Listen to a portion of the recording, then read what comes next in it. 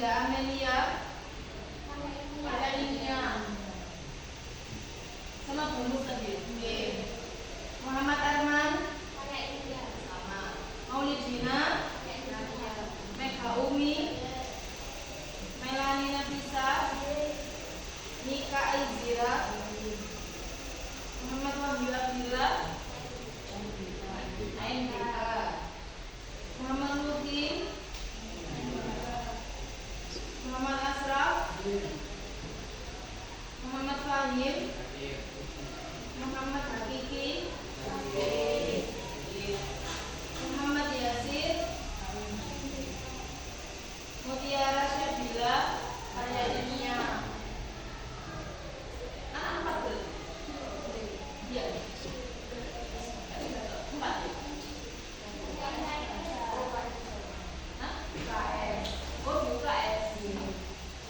Nabila Adeka Nias Ranata Ali Raihana Marzaka Saike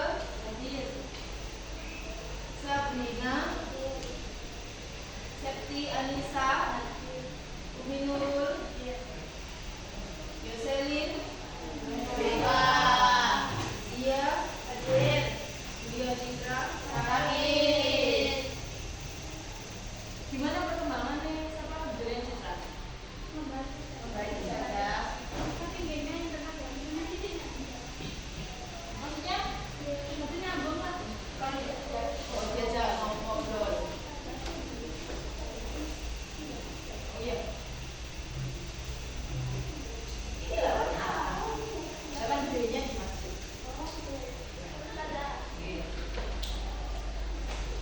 Dibuka LKS-nya anak-anak.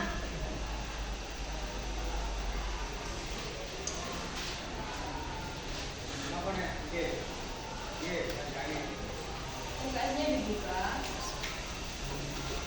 Kemarin kita sudah mempelajari tentang sujud sahwi, sujud tilawah, dan sujud syukur. Coba dibaca bersama-sama bacaan sujud sahwi. Bismillah dulu. Bismillahirrahmanirrahim.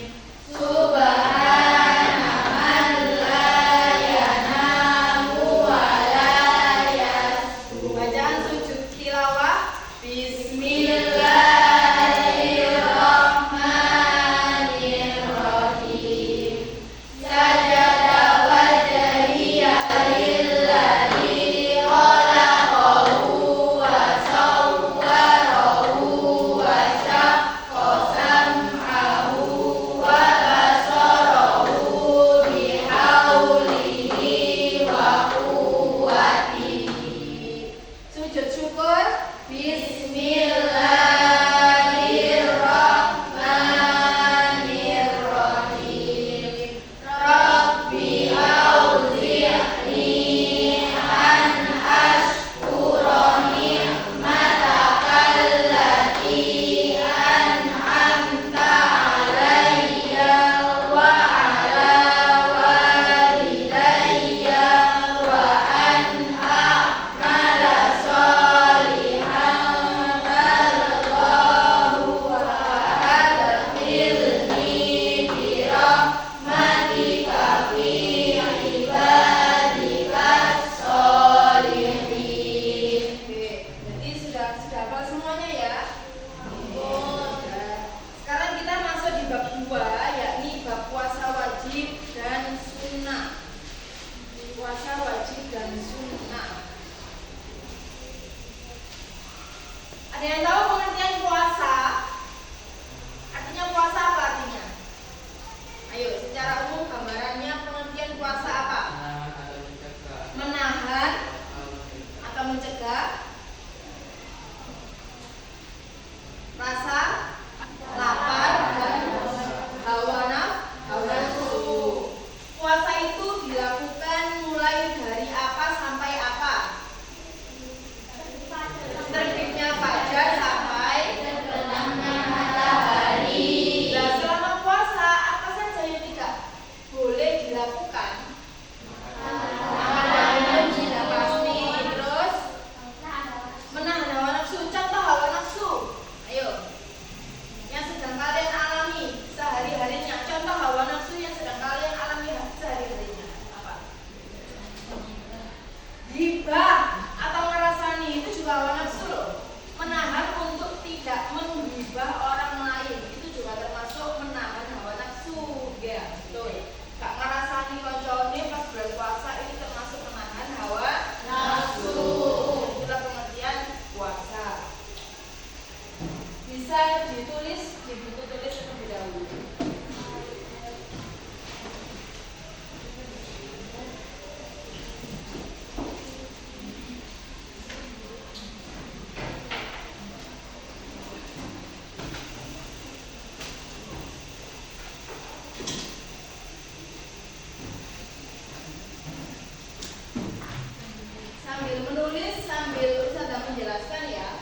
Jadi tadi pengertian puasa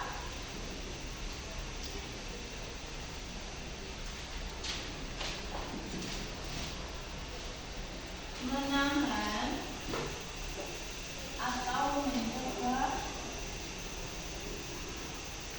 rasa lapar dan hawa nafsu.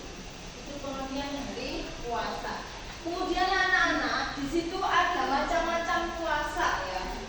Macam-macam puasa ada berapa? Ada berapa? Empat. Yang pertama apa? Puasa wajib. Terus puasa sunnah. Terus puasa haram. Puasa makruh. Jadi puasa itu tidak hanya satu saja macamnya, tapi ada empat. Yang pertama adalah puasa wajib, yaitu ketika kita memasuki bulan Ramadan, ya, itu namanya puasa wajib. Jadi tidak boleh ditinggalkan kecuali ada sebab-sebab tertentu. Contohnya haid atau menstruasi, kemudian nifas, ya, tidak diperbolehkan puasa. Ya, nifas setelah melahirkan, itu namanya puasa wajib.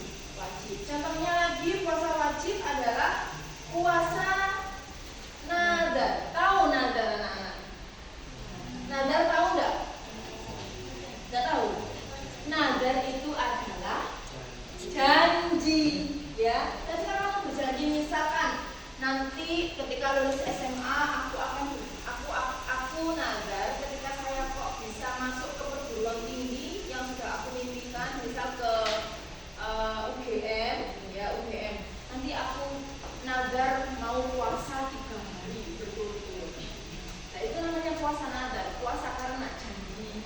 Maka puasa nadar itu hukumnya juga wajib, tidak boleh ditinggalkan. Itu namanya puasa nadar. Kemudian ada puasa sunnah. Puasa sunnah adalah puasa yang apabila diamalkan mendapat pahala, jika tidak diamalkan juga tidak berdosa. Contoh puasa sunnah apa anak-anak?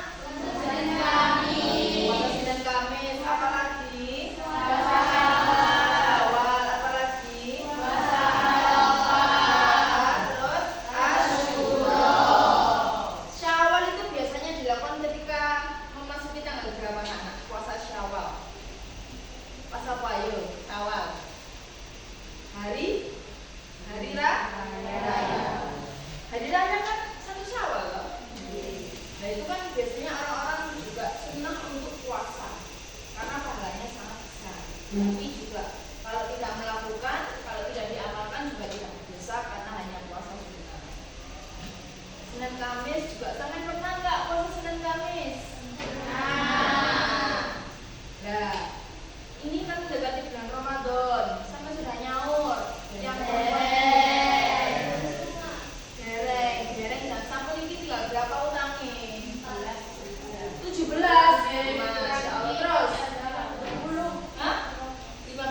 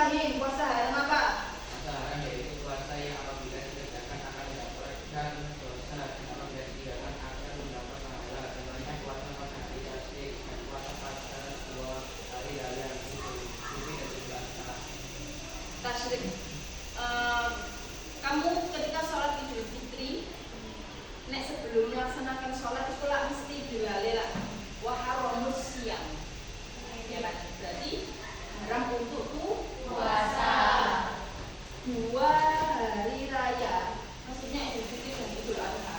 Ketika kok hari rayanya misal tanggal 21 September, Idul Adha tanggal 22 Mei. Kita ambil contoh yang Idul Fitri. Idul Fitri 21 September. Itu Idul Fitri. Maka hari pertama di hari raya itu namanya hari tasyrik. Hari diharapkannya puasa. Kenapa kok diharapkan anak-anak? Karena kita untuk memuliakan tamu. Memuliakan tamu itu maksudnya karena tamu di kamar tamu. Nah, seperti itu. Tapi hari selanjutnya itu baru boleh sunnah untuk puasa. Makanya di sini puasa haram contohnya adalah puasa pada 2 hari raya, Idul Fitri dan Idul Adha. Gitu. Paham ya? Lanjut ke puasa makro. Baca Nafisa, puasa makro Nafisa. Puasa makro adalah puasa yang apabila dikerjakan pada hari yang berbeda. Kenapa tidak tindakan ini itu mendapat pahala? Tentunya puasa yang dikhususkan hari kita. Puasa yang dikhususkan. Puasa yang dikhususkan ya berarti ya janjinya pribadi di diri masing-masing. Mungkin ada yang misal kamu ingin mencapai tujuan apa, terus kamu mengkhususkan ini. Misal kamu mempunyai cita-cita atau mempunyai keinginan sesuatu, terus kamu kok ngomong aku tak puasa setiap hari Kamis, setiap hari Jumat, nah, itu namanya puasa makro. Berarti makro tadi hukumnya apa? Apabila dikerjakan tidak mendapat dosa dan apabila ditinggalkan justru mendapat pahala. Jadi kok usah seperti itu mas. Aku percaya tapi juga tidak apa ketika kamu kok bernadar atau membuat janji puasa tidak apa. Lanjut ke syarat puasa. Syarat puasa ada 2. Syarat wajib puasa dan syarat sah puasa. Syarat wajib puasa apa saja?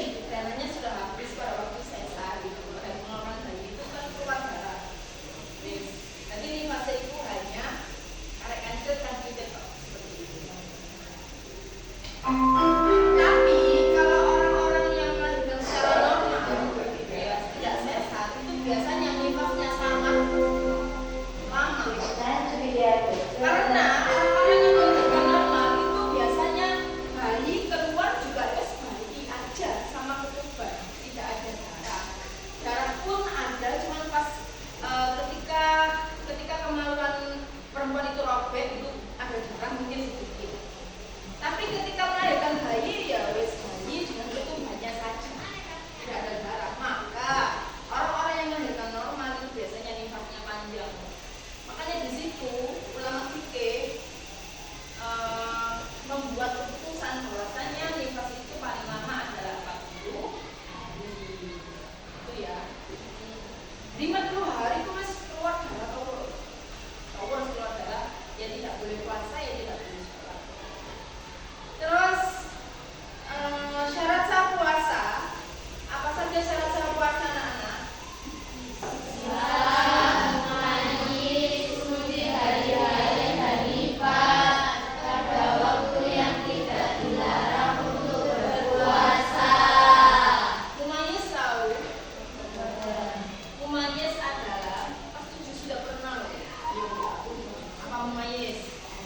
Seseorang yang sudah mengetahui antara baik dan buruknya perilaku atau tingkah. Ya. Ada orang yang sudah besar wis balik, tapi nggak ngerti itu barang elek, itu sikap yang bagus, sikap yang buruk itu aku.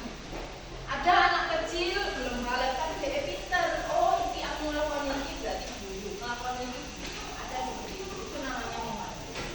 Syarat sah puasa. Sudah kali ini sampai syarat sah puasa, ya diberi tanda. Jadi kita minggu depan membahas tentang rukun puasa. Jadi anak